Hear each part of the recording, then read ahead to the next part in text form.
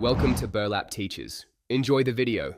In this video, I will explain how to replace the upper control arm on a Chrysler 300.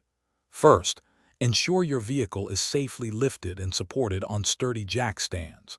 Then, remove the front wheel and tire assembly to gain clear access to the suspension components. Take a moment to locate the upper control arm and observe how it connects to the frame and the steering knuckle. This initial preparation is crucial for a smooth repair process. Now, let's disconnect the old control arm. Begin by loosening and removing the nut that secures the upper ball joint to the steering knuckle. You might need a ball joint separator tool to safely free it. Next, unbolt the two main bolts that attach the control arm to the vehicle's frame. Once these fasteners are removed, you can carefully extract the old upper control arm from its position. Be mindful of any brake lines or sensors. With the old arm out, it's time to install the new one.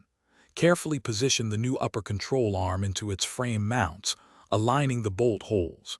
Insert the two main bolts and hand tighten them for now. Next, guide the new ball joint stud into the steering knuckle and secure it with its new nut. Ensure all components are properly seated before proceeding to final tightening. This step ensures everything aligns correctly. For the final steps, it's critical to torque all control arm and ball joint fasteners to the manufacturer's exact specifications. This ensures safety and proper function. Reinstall your wheel and tire assembly, then carefully lower the vehicle back to the ground.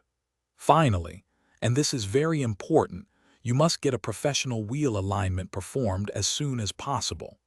This will prevent premature tire wear and ensure safe handling. Thanks for watching. Consider subscribing if this video helped you.